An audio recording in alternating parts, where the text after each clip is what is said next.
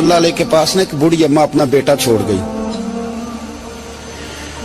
तो हजरत साहब ने को 2, 4, 5 महीने रखा। तो बाद में उसकी अम्मा को बुला के कहा कि भाई तू बेवा है, बेटा तेरा यतीम है, मैं नहीं चाहता कि इसका वक्त जाया हो। ये पढ़ने वाला कोई नहीं, सारे नहीं भाई पढ़ने वाले होते। अब यहाँ वाला माँ बैठे हैं, मैं बेअदब भी ना हो जाऊं।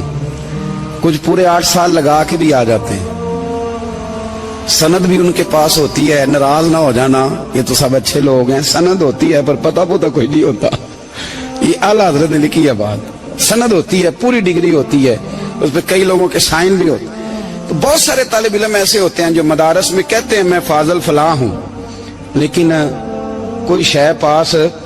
तो मौलाना सरदार अहमद साहब मुहद्दिस आज़म पाकिस्तान रहमतुल्लाह अलैह उस बूढ़ी को कहने लगे तेरा बेटा कुंद देना है, पढ़ना पढ़ाना इसने कुछ भी नहीं, तो यतीम बच्चा है, कल को तो कहेगी कि मेरे बेटे ने वक्त जाया किया तो वापस ले जा।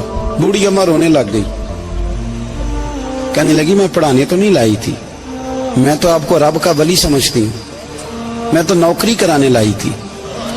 नौकरी हजरत अनस बिन मालिक कहते हैं मेरी अम्मा भी हुजूर की बारगाह में दे गई थी।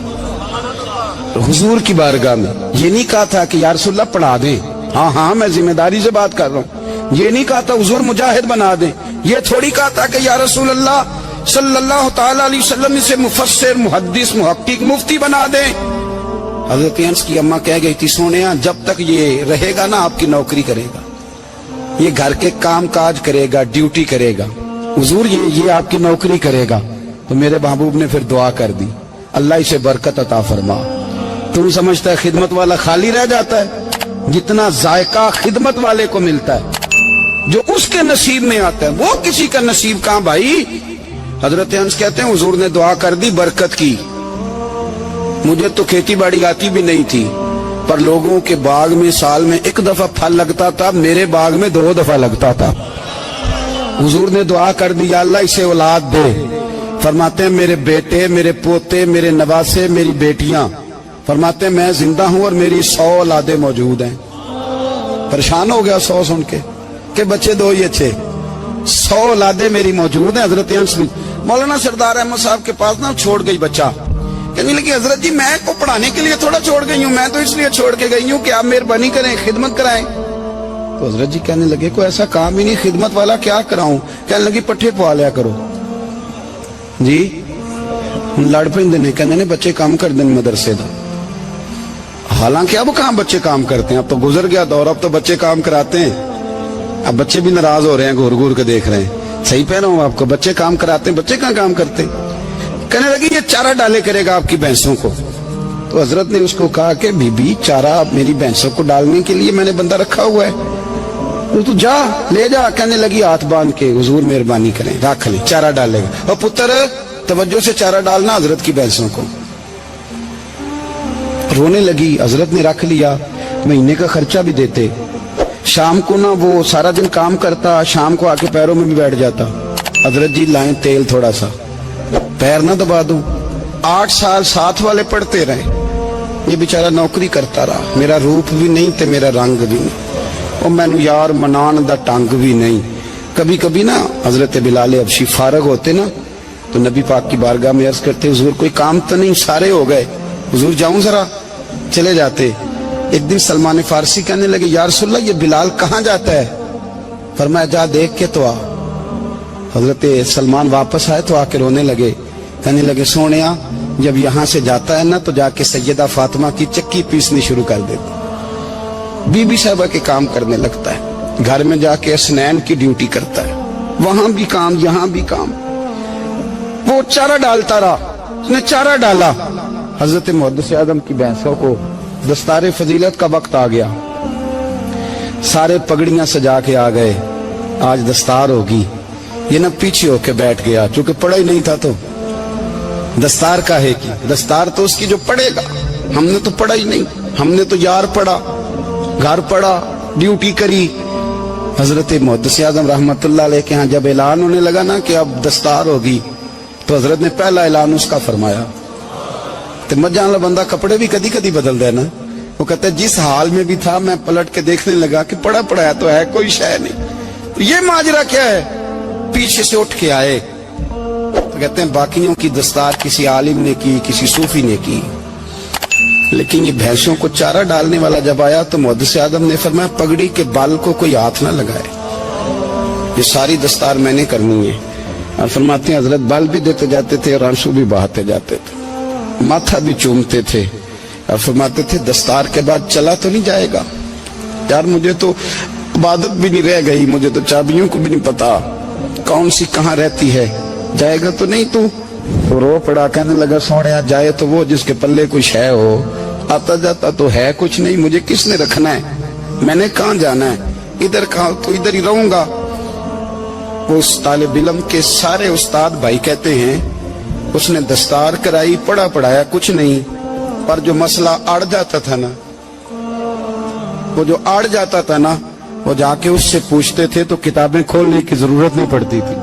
हजरत उम्मे सलमा रदी अल्लाह ताला अन्हा कहती है मैंने अर्ज की या रसूल अल्लाह सल्लल्लाहु अलैहि वसल्लम मेरी बच्ची बड़ी बीमार है, तो मुझे किसी ने कहा है ये थोड़ी सी नशे वाली चीज है, ये बना के तैयार करके दो सही हो जाएगी, बीमार है बच्ची तो ये नशे वाली चीज है, इसको तैयार करके दो, थोड़ा नशा है।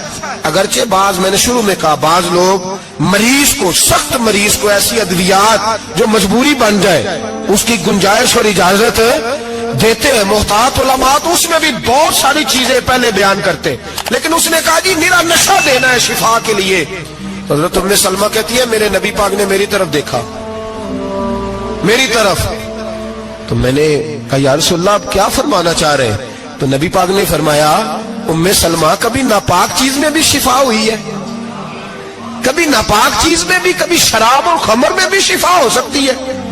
शिफा रब करीम ने रखी है पर शहद के अंदर रखी हुई है, शिफा अल्लाह ने रखी है कुरान मजीद में रखी हुई है, तो इसमें भी कभी ये हुजूर ने बयान किया है कि इसके अंदर शिफा हो सकती, तो उम्मत कितनी दिलेरी करती है जो ये मशवरे देती है कि उसके अंदर नशा है, शराब है, तो खांसी चली जाएगी तो फलानी बीमारी चली जाएगी। ना आओ इन चीजों पे, ना अपने ईमान को खराबी दो और ना ऐसी बातें करो जिससे कि दरक रसूलुल्लाह सल्लल्लाहु अलैहि वसल्लम के वाज़ेह इरशादात की मुखालफत हो। मेरे नबी पाक सल्लल्लाहु अलैहि वसल्लम ने फरमाया, और फिर कुछ लोग कहते हैं थोड़ी पी है जी। अब तो मैं तज्जिये में पढ़ रहा था कि ऐसी शराब इजाद हो गई है, लोग शराब पीते हैं और वो मस्त भी रहते हैं, कार भी चलाते रहते हैं, कहते हैं जी नहीं हमारा ज़हन माऊफ नहीं हुआ तो ये वाली सही है, नशा नहीं लाती। मेरे नबी पाक सल्लल्लाहु अलैहि वसल्लम ने फरमाया जिस चीज की थोड़ी मिकदार, ज्यादा मिकदार हराम है उस चीज की थोड़ी मिकदार भी हराम है, जिसकी ज्यादा मिकदार हराम है उसकी थोड़ी भी। तो खमर और शराब अगर फुल पीना जायज नहीं तो थोड़ी पीना भी जायज, ये हराम है और हराम थी और कयामत तक हराम ही रहेगी। मेरे नबी पाक सल्लल्लाहु अलैहि वसल्लम ने मना किया और हुजूर ने इज़हारे नापसंदीदगी फरमाया, और मैं 40 दिन तो इबादत ही कबूल नहीं होती शराब पीने वालों जब तक सच्ची तौबा ना करे। ये लफ्ज जब अदा करता हूं तो शर्म से मेरी जुबान लड़खड़ाती है कि यार दरबारों पे भी नशा बिकता है। मैं ये बात कर रहा हूं सूफिया का तर्जुमान, दरबारों पे, मजारों पे, और सज्जादा नशीनों तुम्हें जमीन निगल जाए, आसमान तुम्हें ले उड़े, तुम पर कहर नाजिल हो, तुमने बाप दफन करके तो वहां नशे का अड्डा बना लिया, माओ से बेटे छीनने लगे हो, औरतों के सरों से कपड़े छीनने लगे हो, सुहाग मारने लगे हो, बेटियां और बेटे यतीम करने लगे हो, नशा बेचते हो दरबारों और मजारों पे। ये तमाशा लग गया। आप कैसे करूं ये बात, पर करनी पड़ रही है, मजबूरी है, ये मजमून मुकम्मल नहीं हो सकता। बंद कर दे वो दरबार, हमें नहीं चाहिए जिन दरबारों पे नशा बिकता है। मैं जिम्मेदारी से कह रहा हूं, बात रिकॉर्ड हो रही है। जूते की नोक पे वो सज्जादा नशीन जो उम्मत को ड्रग्स देता है, वो सज्जादा नशीन का डेरा नहीं, वो गंद का अड्डा है। वहां से फैज नहीं मिल रहा, उम्मत की तबाही हो रही है। बता दो, फैला दो, इसको इतराज करना करो। मेरे रसूल पाक सैयद आलम सल्लल्लाहु ताला अलैहि वसल्लम का दीन जरूरी है, जिसे पीर की सज्जादगी जरूरी, बोलिए सज्जादगी जरूरी। बड़ी जिम्मेदारी से कह रहा हूं और नुमाइंदगी कर रहा हूं अपनी जमात की। نہ ہمارے بزرگوں نے کل اس کی حمایت کی تھی، نہ آج کرتے ہیں، نہ قیامت تک کریں گے۔ بند کر دیں وہ دربار اور مزار۔ بزرگ دنیا میں یہ کام کرنے آئے تھے، اور ہماری سوچ اتنی گر گئی ہے، اتنے ہم کمزور ہو گئے۔ کہتے ہیں جب اس کو چڑھ جاتی ہے تو پھر بڑی معرفت کی باتیں سناتا ہے۔ تجھے شرم نہیں آئی یہ لفظ کہتے ہوئے؟ اب نشئی تجھے معرفت سکھائے گا؟ اب تو شرابی سے، بھنگی چرسی سے دین سیکھے گا؟ کہتے ہیں اس نے پی ہوئی تھی، چڑھی ہوئی تھی، وہ بات کر دی تو میرا کام بن گیا۔ اتنی گندی اور میلی سوچ صاحب ایمان کی ہوتی ہے، تو اب نشیوں سے جا کر دعائیں کرائے گا؟ سن، میرے نبی پاک صلی اللہ علیہ وسلم نے فرمایا جو شراب پی لے، نشہ کر لے، اس کی تو 40 دن تک عبادت رب قبول نہیں فرماتا۔ تو کہتا چڑھی ہوئی تھی تو اس نے دعا کر دی، تجھے شرم ہی نہیں آئی بات کرتے؟ حیا ہی نہیں کیا تو نہ جملہ بولتے؟ یہ کوئی تصوف اور طریقت ہے؟ جاؤ اٹھا کے لے جاؤ۔ ایسی کوئی تصوف اور طریقت ہمیں نہیں چاہیے، ہمیں وہ والی طریقت چاہیے جس میں خدا کے قرآن کی بات ہوتی ہے اور محمد مصطفیٰ کے فرمان کی بات ہوتی ہے صلی اللہ علیہ وسلم۔ تو بھائی یاد رکھو، یہ کوئی طریقہ نہیں۔ ایک مزار ہے، مجھے ایک صاحب کہنے لگے آ جائیں یہاں بھی فاتحہ پڑھیں۔ میں نے کہا یہاں کیا ہے؟ کہنے لگے تھے تو بابا جی نشہ وشا کرتے، پر اب سنا ہے لوگوں کی منتیں بڑی پوری ہوتی ہیں۔ مجھے جذبات بڑے کم آتے ہیں۔ میں نے اس آدمی کو گریبان سے پکڑ لی، میں کہ ادھر ہٹ، وہ تو نشہ کرتا تھا اور تو جاتا تھا، تیری یہ کیسے طاقت ہوئی؟ تو نے مجھے مشورہ دے دیا ہے، تو ہمیں کمزور سمجھتا ہے؟ ہم کمزور ایمان کے لوگ ہیں، اور میں یہاں تجھے کہوں گا نہیں نہیں میں یہاں نہیں جاتا، میں وہاں جاتا ہوں۔ بالکل کوئی لگی لپٹی بات نہیں، کھری بات۔ تصوف وہ، دربار وہ جہاں قرآن پڑھا جائے اور رسول اللہ کی حدیث سکھائی جائے، باقی کوئی مطلب نہیں کسی قسم کا۔ میں داتا صاحب کبھی جاؤں نا جلسہ کرنے کسی کام سے، کسی تقریب میں، تو میں داتا صاحب کے مزار پہ نہیں جاتا۔ میں کہتا ہوں یار یہ جرانہ نہیں کہ بندہ کسی کام آیا تھا تو فاتحہ پڑھ لی، واپس چلو گکھڑ سے اسپیشل آئیں گے داتا صاحب کے مزار پہ حاضری دیں، اور میرے سنگی گواہ ہیں کہ میں اسپیشل ٹائم نکال کے بہت سارے کام چھوڑ کے اسپیشل جاتا ہوں، اور میں مراد ماننے نہیں جاتا، میں داتا صاحب کا شکریہ ادا کر دے جاتا ہوں۔ میں ان سے کہتا ہوں حضور آپ کی مہربانی، آپ یہاں آئے تو ہمارے بڑے بھی رسول اللہ کے غلام بن گئے۔ میں تو سلام عقیدت پیش کرنے جاتا ہوں، ہم مزارات پر جانے کے قائل نہیں، بلکہ ہماری تو عقیدت کا درجہ ہی مکمل نہیں ہوتا جب تک ہم مزار پہ سلام نہ کریں۔ پر مزار داتا صاحب کا، مزار خواجہ معین الدین اجمیری کا، مزار غوث اعظم جیلانی کا، مزار محدث اعظم مولانا سردار احمد کا، مزار اولیاء کا، مزار میاں شیر محمد شرف پوری کا، مزار رب کریم کے بندوں کا۔ بھنگیوں چرسیوں کے مزار نہیں ہوتے، اور نام ان مزارات کے قائل ہیں، بالکل قائل نہیں ہم۔ میں تھوڑے دن پہلے لاہور گیا تھا تو میں کار میں میاں صاحب میاں شیر محمد شرف پوری کا ذکر کر رہا تھا۔ میں اپنے دوستوں سے کہہ رہا تھا یار بہت بڑا بابا ہوا ہے، تو مجھے کہنے لگی کرامت کیا ہے؟ میں نے کرامت یہ ہے کہ ساری زندگی سنت کا درس دیا ہے۔ تو مجھے کہنے لگے آپ کبھی گئے نہیں؟ میں نے کہا میں اسپیشل گیا تھا، اور تھوڑے دنوں کے بعد پروگرام بناؤں گا تو میں ساتھ لے کے جاؤں گا۔ ہم مزارات کے قائل ہیں، حاضریاں دیں گے مزاروں پہ، لیکن بھنگیوں چرسیوں کے مزاروں پر جانے کے قائل ہیں؟ زور سے بولے، یہاں جانے کے قائل ہیں؟ کوئی عقیدہ نہیں ہے ہمارا۔ نشہ بکے گا مزاروں پہ، یہ تصوف ہوگا وہاں، یہ طریقت ہوگی؟ اور ملت پر رحم کھاؤ خدا را۔ اگر تمہارے قومی ادارے کہتے ہیں رپورٹ کرنے والے کہ 70 لاکھ پاکستانی نشہ کرتا ہے، تو کیا تمہیں یہ نہیں پتا کہ نشہ بیچتا کون ہے؟ کیا تمہیں یہ نہیں پتا کہ ڈرگز کا کاروبار کون کرتا ہے؟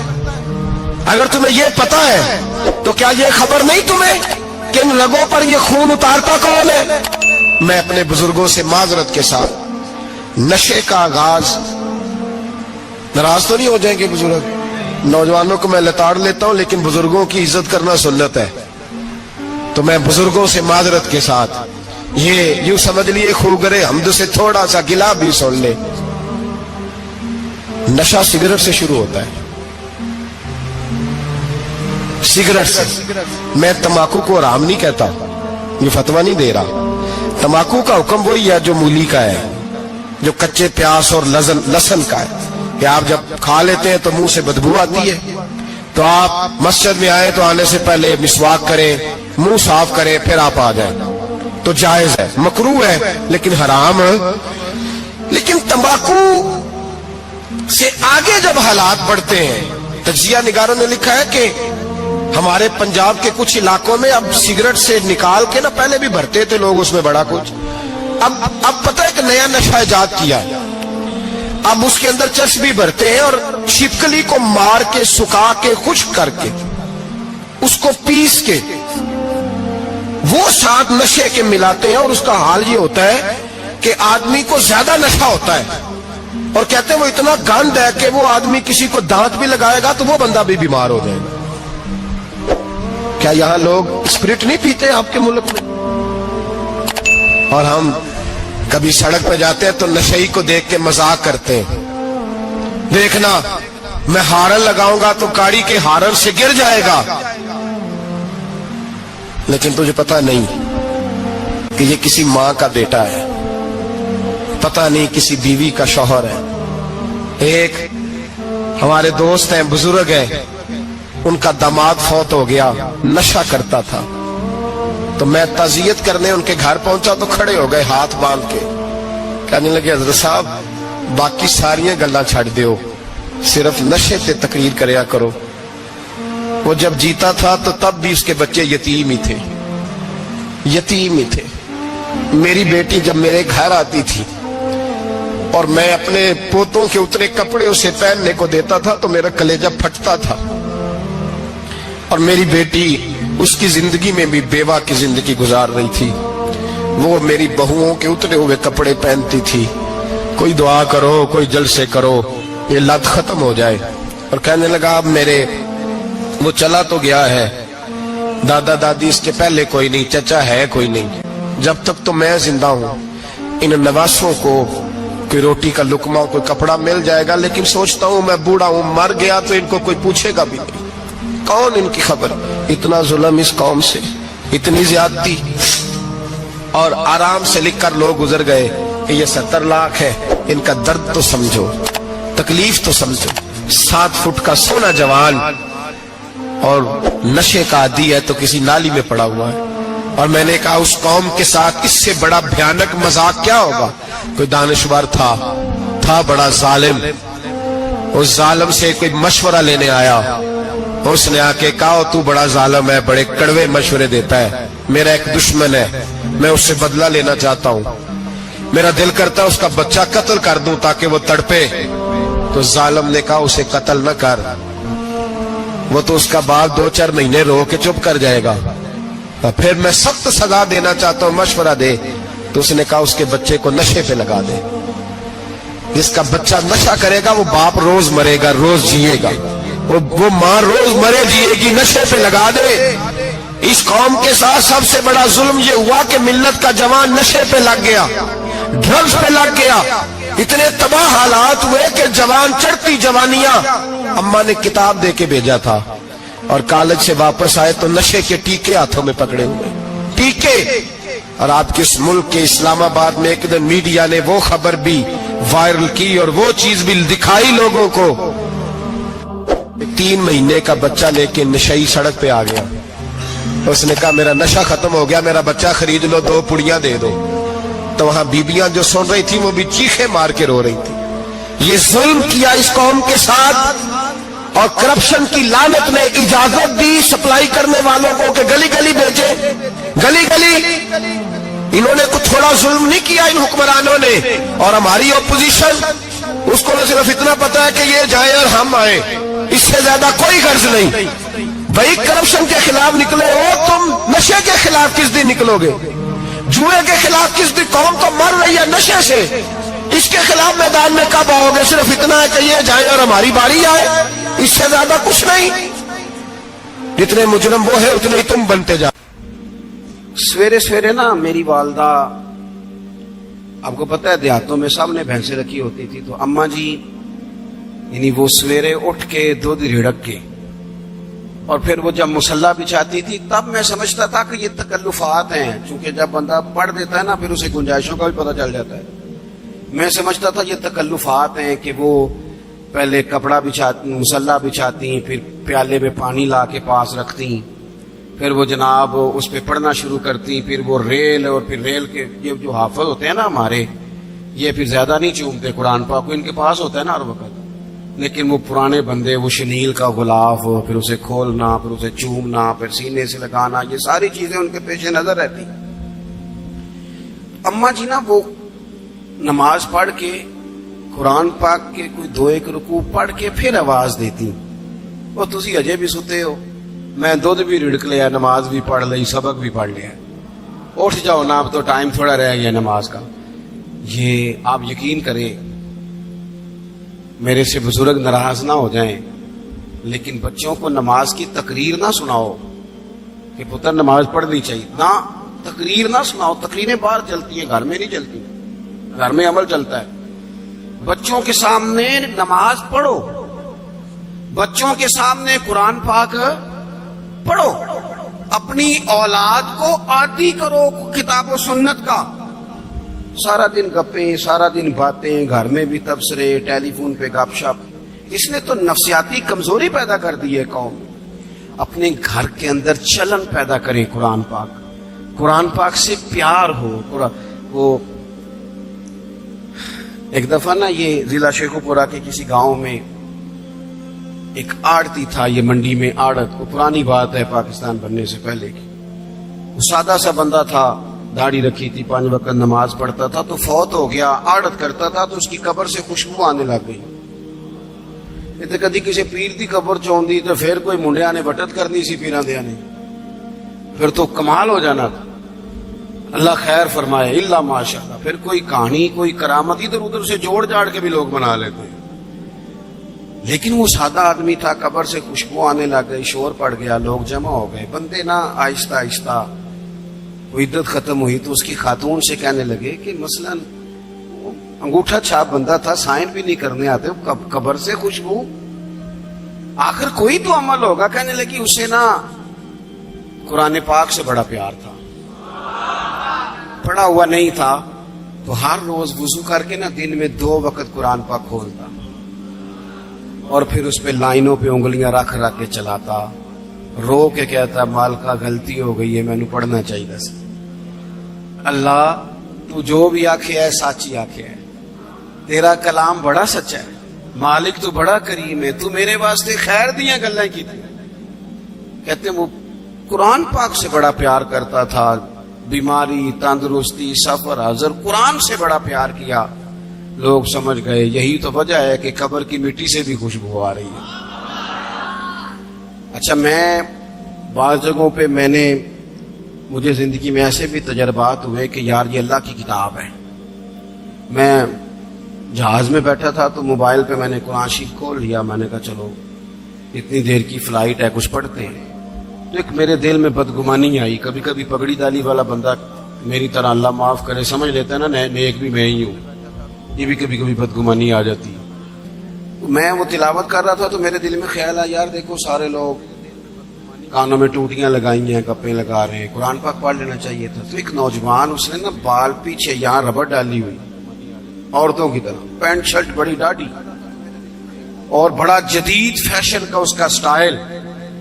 تو میرے ساتھ جو سیٹیں تھیں ان پہ وہ بیٹھ گیا اور پھر اس نے فائلوں کے اندر سے سورت یاسین نکال دی، اور جب اس کو میں نے تلاوت کرتے دیکھا نا تو میں نے دل میں معافی بھی مانگی اللہ سے، اور میرے دل میں یہ بھی خیال آیا کہ یہ اللہ کا قرآن ہے، مولوی وہ قاری صاحب، حافظ صاحب، وہ فلان صاحب اپنے جیسے لوگوں سے، نیک لوگوں کی بات نہیں کر رہا۔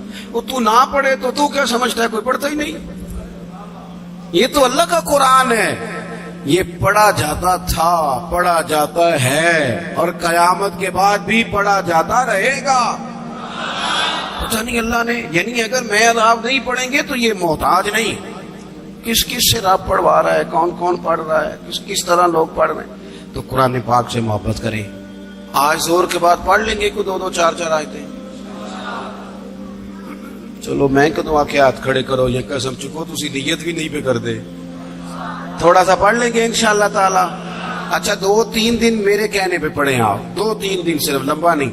میرا یہ تجربہ ہے، جو بندہ صبح صرف 2 دن الارم سے اٹھے نا نماز کے لیے فجر میں، تیسرے دن خود بخود آنکھ کھل جاتی ہے۔ حضرت مالک بن دینار فرماتے میں نے 60 حج کیے. ایک حج کے موقع پر میں نے بڑا رش دیکھا, لاکھوں کا اجتماع ہوا. میری باتوں کی سمجھ تو آ رہی ہے نا آپ دوستوں؟ جو نہیں بول رہے انہیں بھی آ رہی ہے نا؟ اللہ جزا دے.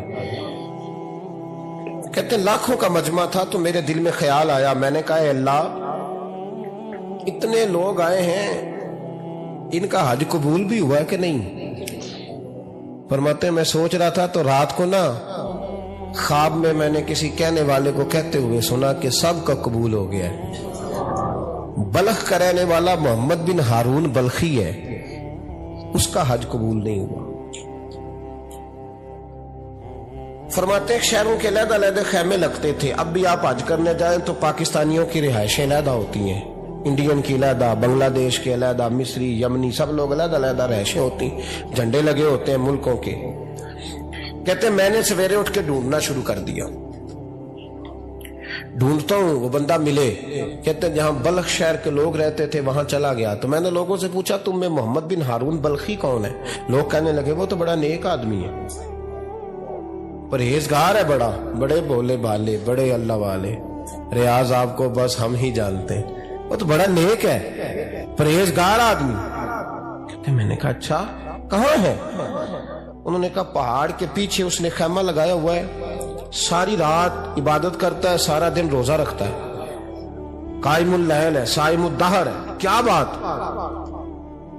فرماتے ہیں میں ان لوگوں کی بات سن کے حیران ہو گیا کہ مجھے کیا بتایا گیا, یہ کیا کہہ رہے ہیں. فرماتے ہیں میں پہاڑ کے پیچھے گیا. حضرت مالک بن دینار علیہ رحمہ فرماتے ہیں جب میں وہاں پہنچا تو میں نے اس شخص کو مصلی پہ بیٹھے دیکھا. کثرت عبادت کے آثار اس کے وجود پر نظر آ رہے تھے, سیدھا بازو اس کا کٹا ہوا تھا. فرماتے 2 رکعتیں مکمل کر کے نا میں نے اس سے السلام علیکم کہا تو مجھے کہنے لگا وعلیکم السلام, آپ مالک بن دینار ہیں؟ میں نے کہا بڑی اس کی فراست ہے. فرماتے پھر اس نے ٹھنڈی سانس لی, کہنے لگا آپ کو خواب آئی ہوگی کہ میرا حج قبول نہیں ہوا. فرماتے ہیں مجھ پر اور بجلی گری کہ کیا کہہ رہا. میں نے کہا یار لوگ بھی تیری تعریف کر رہے ہیں اور تیری بصیرت بھی بڑی ہے, تو یہ ماجرا کیا ہے؟ کہنے لگا آپ نہ پوچھیں. یہ کہہ کے اس نے رونا شروع کیا, دیر تک روتا رہا. میں نے کہا نہیں یار تو بتا. کہنے لگا نہیں آپ نہ پوچھیں, آپ ناراض ہوں گے. میں نے کہا میں نہیں ہوتا, تو بولنا.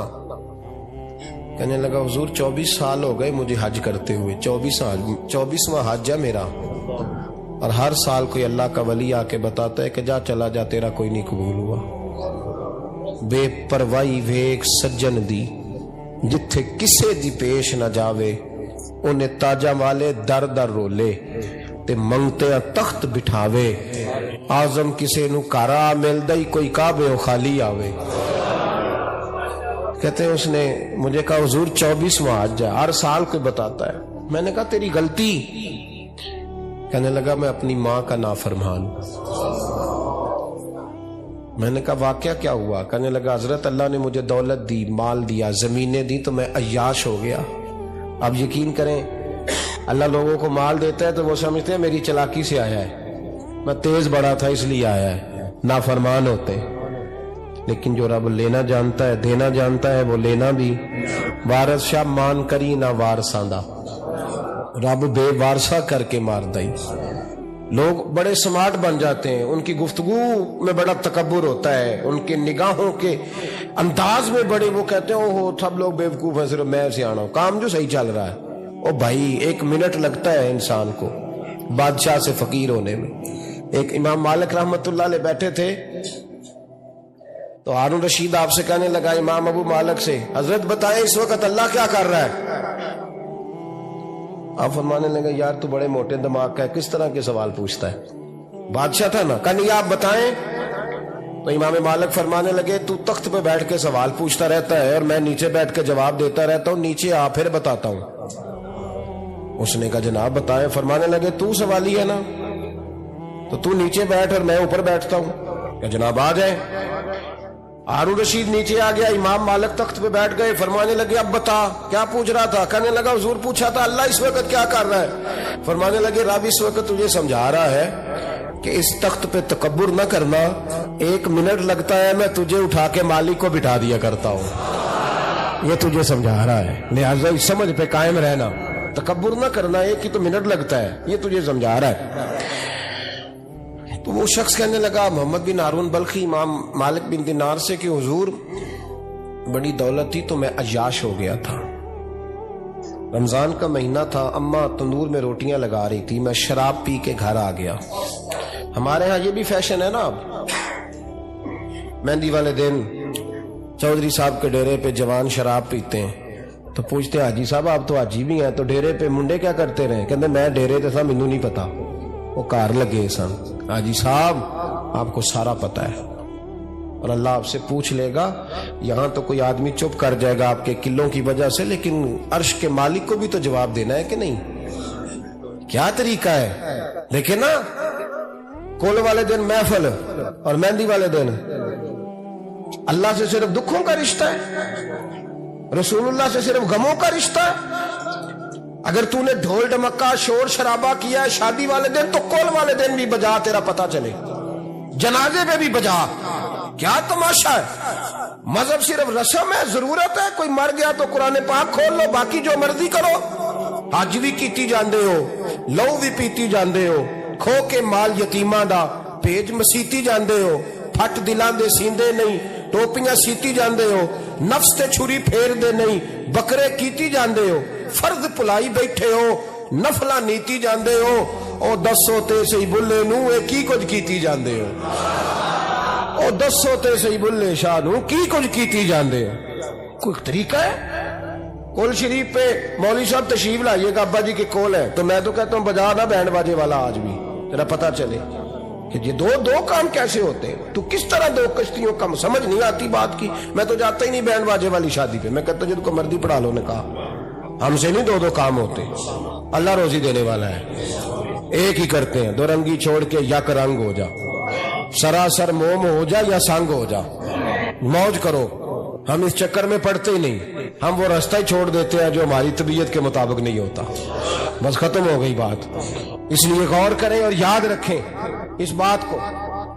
امام مالک بن دینار رحمت اللہ علیہ فرماتے ہیں مجھ سے کہنے لگا پیسے آئے تو میں عیاش ہو گیا، رمضان کا مہینہ تھا، عصر کے بعد میری اماں افطاری کی تیاری کر رہی تھی، میں گیا، میں نے کہا شراب پی ہوئی، اماں روٹی دے، تو اماں کہنے لگی شرم کر، شرم کر، روزہ رکھا نہیں تو جنہوں نے رکھا ہے ان کا تو خیال کر۔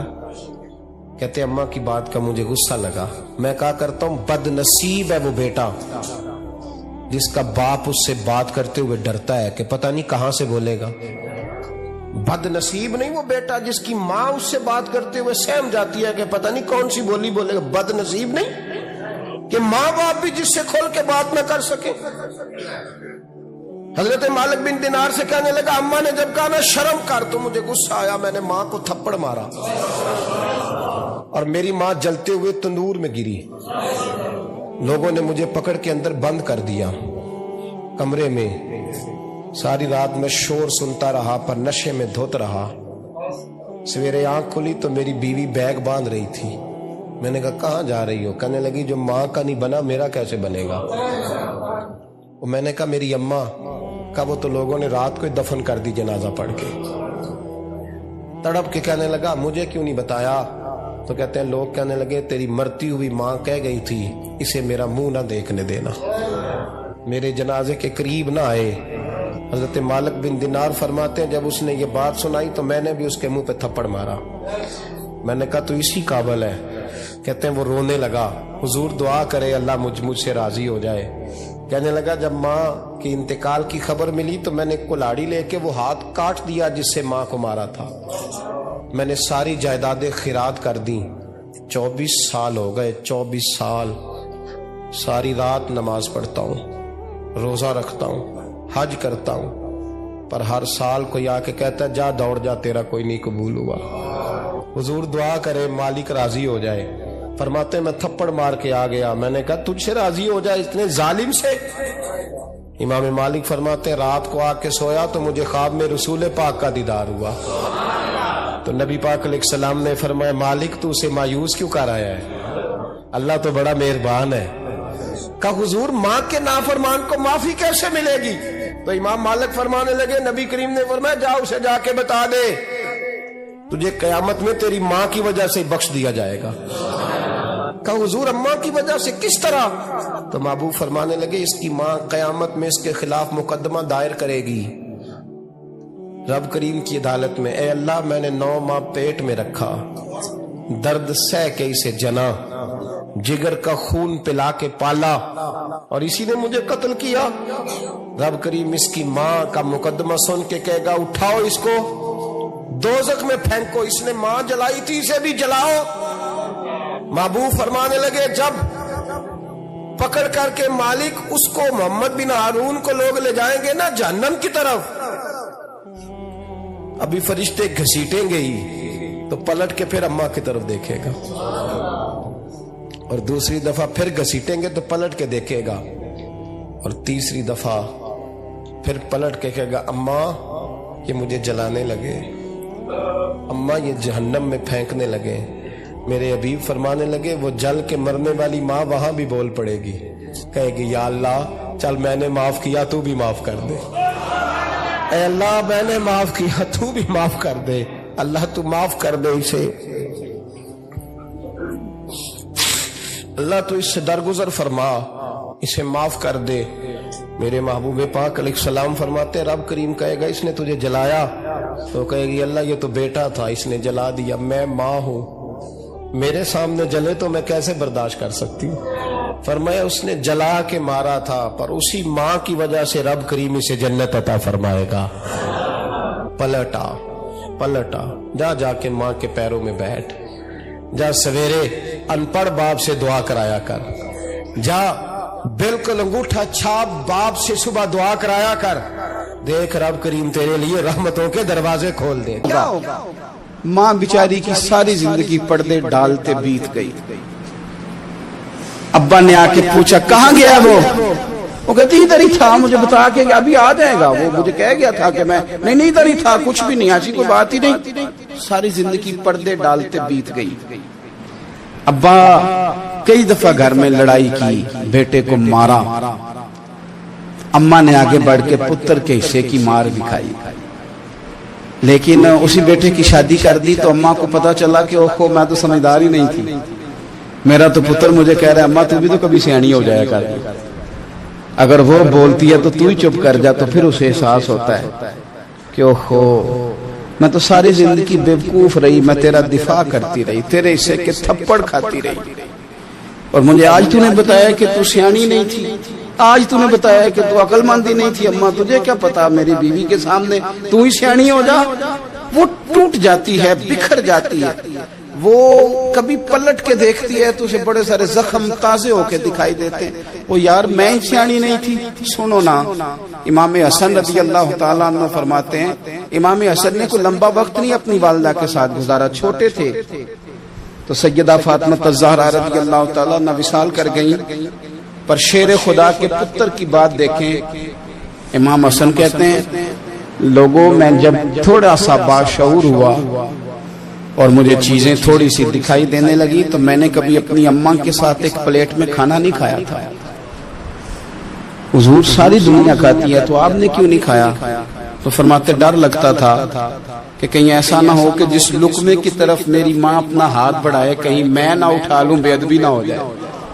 ڈر لگتا تھا. میں نے یہاں تک بھی نا، کیونکہ ماں تو ماں ہوتی ہے، میں نے یہاں تک بھی ماں کا احترام کیا، روٹی کھانے میں بھی تقدیر نہیں کی. یہاں ماں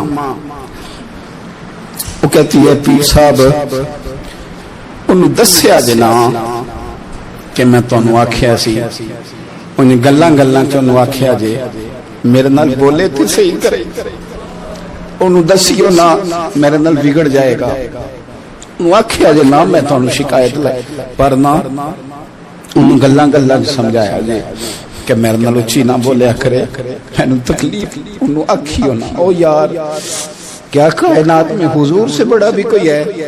لیکن حضرت حلیمہ سعدی آئی ہیں تو کیا میرے نبی اٹھ کے کھڑے نہیں ہو گئے؟ حضور نے اکرام دیا تو اکرام دینے سے قد بڑا ہوتا ہے، چھوٹا تو نہیں ہوتا. خدا را اپنے بڑوں کا اکرام کرنا سیکھیں. انہوں نے کسی نے آپ کو جگہ دی ہوگی, کسی نے آپ کو نوکری دی ہوگی, لیکن ماں باپ نے تو زندگی دے دی, اولاد جوانیاں دے دی, سارا کچھ دے دیا. اور بچے ہیں کہ سمجھتے ہیں احترام کے جذبے اپنی طبیعت میں لائیں, بے ادب نہ بنے, سوء ادب نہ کبھی کریں. آپ نہ کبھی کوئی ایسا کام نہ کریں جس سے نہ تکلیف بڑھے, جس سے آزمائش بڑھے. آپ احترام والے رہیں گے تو خود بھی سجے سنورے نکھرے رہیں. اپنے بزرگوں کو پہل کریں بزرگوں کی طرف, یعنی آپ گھر کے اندر چھپا کے سیب اپنے کمرے میں نہ لے کے جائیں, چھپا کے چیزیں نہ رکھیں, بلکہ پہل کریں بوڑھے ابا سے, پہل کریں اپنی والدہ سے, وہاں سے آغاز کریں. آپ دیکھیں برکتیں کتنی ہوتی ہیں. میں کچھ باتیں مجھے لطف دیتی ہیں. میرے کچھ سنگی ہیں, 3 بھائی ہیں کٹھے, مجھ سے بیعت ہیں, میرے ساتھ بڑا پیار کا رشتہ ہے. تو کبھی کبھی نہ خدمت کرنے کا دل کرتا ہے ان میں سے کسی کا کہ چلیں حضرت صاحب آئے ہیں تو ہم کچھ نذرانہ پیش کریں. تو اپنے بڑے بھائی کو وہ تھماتے ہیں کہ جناب آپ یہ کام کریں.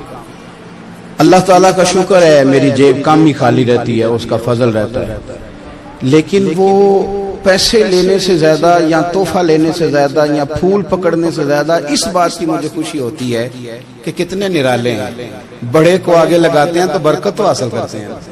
اس لیے کہ برکتیں ہمیشہ بڑوں سے ہوتی ہیں, بڑوں سے ہمیشہ برکتیں. یہ پھول کا تحفہ بڑے بھائی کو دے کے جب آگے کیا جاتا ہے تو میرے دل کو اچھا لگتا ہے, مجھے قرار آتا کہ یار یہ لہجہ ٹھیک ہے, یہ انداز یہ ٹھیک ہے. اپنے بڑوں کو آگے رکھیں, بڑوں کو کلام کرنے کا موقع پہلے دیں. گھر میں کوئی چیز لائیں تو تقدیم کریں. ہمارے ہاں نا اب جو استادی شاگردی آئی ہے نا یہ بڑی خطرناک ہے. ہمارے ایک قاری صاحب تھے, ایک مدرسے میں پڑھاتے تھے, بڑا مارا کرتے تھے, اور میں انہیں مذاق بھی کرتا تھا, کبھی کبھی عذرائے محبت مزاح کرتا تھا. میں ان سے کہتا تھا قاری صاحب آپ شاید مار کھا کے پڑھیں اس لیے بچوں سے بدلہ لیتے ہیں. تو کچھ دن پہلے, کچھ عرصہ پہلے ملاقات ہوئی تو میں ان کے ادارے کے قریب سے گزر رہا تھا, تو میں نے ان کا نا وہ ڈیسک وغیرہ چیک کیا تو ان کے پاس نا چھوٹی لیدا ہوتی تھی, پائپ 2 قسم کے لیدا ہوتے تھے, پانی والا لیدا اور گیس والا علیحدہ. بڑا مارتے تھے بچوں کو. مجھے بھی اختلاف تھا اس بات سے, میں ان کو گزارش بھی کرتا تھا. تو میں گیا تو وہ جس طرح وہ خیر استاد کمال کے تھے, انہوں نے بڑے کامیاب حافظ تیار کیے, اور ویسے بھی بندہ بڑا باوصول, بڑے اچھے, بڑے نفیس. میں نے ان سے کہا کہ وہ خیر ہے, چھوٹیاں کدھر گئیں آپ کی؟ کہنے لگے حضرت صاحب نہ شاگرد رہے, نہ استاد رہے, نہ وہ ماں باپ رہے. کہنے لگے پتہ نہیں 2-4 سالوں میں کیا ہوا ہے. تو میں نے کہا آپ کو تو کوئی منع کاری نہیں, میں نے کئی دفعہ سمجھایا تھا, آپ باز نہیں آتے. کہتے تھے اب آ گیا ہوں, اس لیے کہ ایک کو چھڑی مار رہے ہوتے ہیں تو دوسرا ساتھ ویڈیو بنا رہا ہوتا ہے. پہلے طالب علم اس طرح کی توہین کا رویہ استادوں کے ساتھ نہیں کرتے تھے. وہ کہتے تھے جیسے بھی ہے فیض استاد سے لینا ہے. اب آپ ذرا گھور کے دیکھیں تو کہتے ہیں لاؤ کتابیں, جا رہا ہوں بڑے مدرسے, بڑے کالج, بڑے اسکول. میں نے اپنی زندگی میں دیکھا کہ ہمارے بڑے کہتے تھے, کبھی گھر آ کے بتاتے ہیں نا استاد جی نے مارا ہے, تو کہتے تھے کسی غلطی سے مارا ہوگا. اور اس طرح کے سخت لفظ بولتے تھے کہ ہمیں لگتا تھا کہ ہمارے بزرگ ہمارے ساتھ زیادتی کر رہے ہیں. وہ کہتے تھے کہ مینوں ہڈیاں چاہیے نے پڑھیا ہو رہے, یہ لفظ کہتے تھے میرے ابا جی میری اما, ہڈیاں دیا جی سانو پر دیا جی پڑھیا. اب کیا ماحول ہے, ڈر آتا ہے.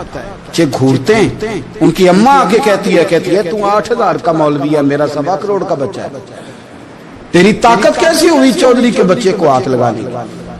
اتنی تیری جرت کہ انہوں نے میرے بیٹے کو ہاتھ لگایا. کروں گی نا کل بندے کٹھے, تیری کراؤں گی چھوٹی مسجد سے. تو اتنی تیری طاقت کہ تو میرے بچے کو مارے.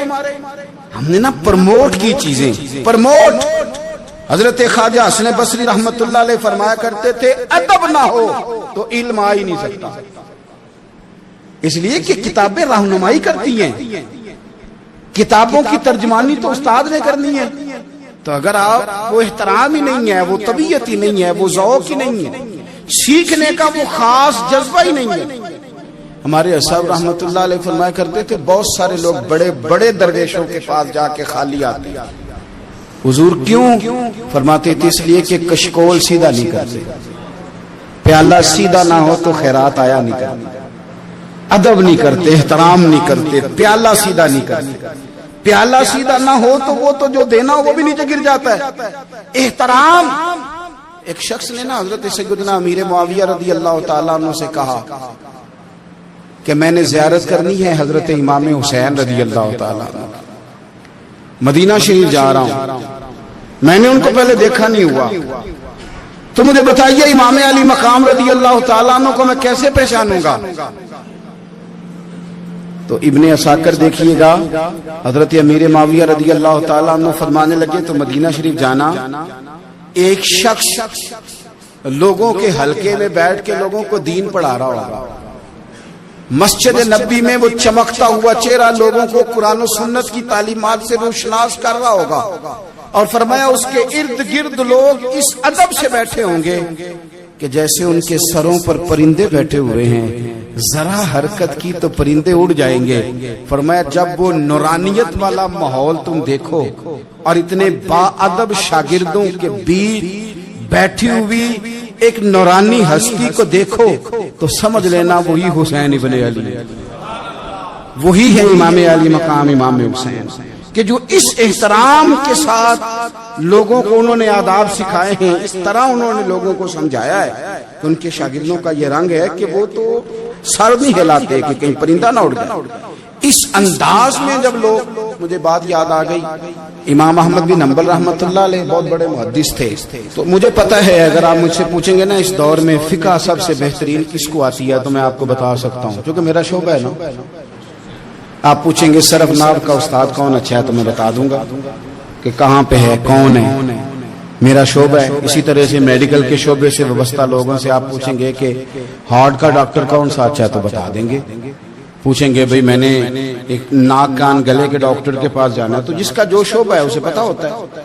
मदरसे के बच्चों को भी पता होता है कि कौन सा आदमी कहाँ बेहतरीन पढ़ाने वाला है। एक बुजुर्ग थे शाह बकीउद्दीन इब्ने मखलद, वो कहते हैं मुझे पता चला कि इस दौर में नबी करीम अलैहिस्सलाम की हदीस जो सबसे बेहतरीन पढ़ाते हैं वो इमाम अहमद बिन हंबल है। उनको हुजूर की हदीस से जो खास शगफ है वो किसी और को नहीं। कहते हैं मेरे दिल में लौ लग गई, हालांकि मैं अमीर घराने से था। मैं कश्ती में बैठा इमाम अहमद बिन हंबल के पास आने के लिए, रास्ते में तूफान आ गया, कश्ती इचकोले खाने लगी, किसी तरीके से एक जजीरे के साथ जाके कश्ती लगी, टूट गई, बिखर गई, मैं जजीरे पे उतर गया, और भी कई लोग थे। एक महीना वहां रहना पड़ा, बारिशें खत्म हुई, मौसम ठीक हुआ, तो एक कश्ती दिखाई दी आती हुई। फरमाते हैं कि वो उस कश्ती में मैं बैठा, दोबारा बगदाद गया, मुझे सफर तय करते 2.5 महीने गुजर गए, वो जजीरे पे महीना पत्ते खा के भी गुजारा करना पड़ा। निकला था इल्म हासिल करने, जब बगदाद शरीफ पहुंचा लोगों से पूछा इमाम अहमद बिन हंबल का मदरसा कहाँ? उन्होंने कहा वो मदरसा तो बंद हो गया, वक्त का बादशाह मुखालिफ हो गया, मस्जिद मदरसा सील कर दिया। इमाम साहब कहाँ है? कहा घर के अंदर कैद हैं। उनके घर को सब जेल बना दिया, चारों जानिब पुलिस खड़ी है, और वैसे भी बगदाद में कर्फ्यू, हर चौक चौराहे में पुलिस वाले खड़े। शाह बकीउद्दीन कहते हैं इतना कुछ सुनने के बावजूद भी मेरा जज्बा ठंडा नहीं हुआ। वो महीने में सफर की सोबतें, गो सुना था कि आस्ताना यार दूर है, पर हमने भी ठान ली थी कि जाना। गो सुना था कि आस्ताना यार दूर है, पर हमने ये ठान ली थी कि जाना जरूर है। कहते पहुंच गए, अब पता चला कि कर्फ्यू है, सड़कों पे पुलिस खड़ी है, गलियों में चौकों चौराहों में पैरे हैं, इमाम साहब तक तो जा कोई नहीं सकता। कहते मैंने एक शख्स की मिन्नत की, मैंने कहा किसी तरीके गाड़ी बता। कहने लगा मैं इशारा भी नहीं कर सकता, सख्त हालात। वो कोई तरीका, मैंने जब ज्यादा तड़प के कहा तो वो शख्स कहने लगा मैं उनके घर के करीब तुझे ले जाऊंगा और गुजरते वक्त सिर्फ आंख का इशारा करूंगा। कहते मैंने कहा ये भी ठीक है। उनके घर के तेरी तलाश में फिरे ना हम जंगल पहाड़ और दश्त, उनके दरवाजे के करीब उसने इशारा किया। शाह बकीउद्दीन कहते हैं कि मैं घर दे के आ गया वापस। अब मैं सोचने लगा कि कैसे इमाम साहब तक पहुंचना है। बड़ी तजवीजें सोची, बड़ी तजवीजें, काम वाला बन जाऊं, फेरी लगाने लग जाऊं। फिर सोचा कि अगर मैं कुछ बेचूंगा रेडी पे रख के तो कोई खरीदने निकलेगा, कोई नहीं निकलेगा। کس طرح کروں کیا کروں، بڑی سوچیں، بالآخر میں نے طے کیا، اللہ اکبر، میں نے نہ کپڑے پھاڑ لیے، امامہ اتار دیا۔ فرماتے ہیں کہ ایک پیالہ مٹی کا خرید کے گلے میں رسی سے باندھ لیا، اور امام احمد بن حنبل کی 3 گلیوں پیچھے میں نے دروازہ صدا لگانی شروع کی، فقیر ہوں، اللہ کے نام پہ لینے آیا ہوں۔ کہتے ہیں ایک دینار مانگتے مانگتے مانگتے مانگتے آزم یار منون دی خاطر اساں کی پیش وٹائے۔ کہتے ہیں مانگتے مانگتے نا میں امام احمد بن حنبل کے دروازے تک آیا، امیر گھر کا بچہ تھا، بڑے پیسے جیب میں ہوتے تھے۔ امام کے دروازے پہ صدا لگائی، کوئی ہے اللہ کے نام پہ دینے والا؟ کہتے ہیں وہ نور بھرا دروازہ کھلا، ایک گورے مکھڑے والا، سفید داڑھی والا، سونے امامے والا، چمکدار آنکھیں، نورانی شباہت۔ کہتے امام احمد بن حنبل باہر آئے اور جیسے ایک دینار میرے پیالے میں ڈالنے لگے تو میں نے ہاتھ چوم کے کہا سونیا تیرے قربان جاؤں، میں دینار لینے نہیں آیا، محمد عربی کی حدیثیں سننے آیا۔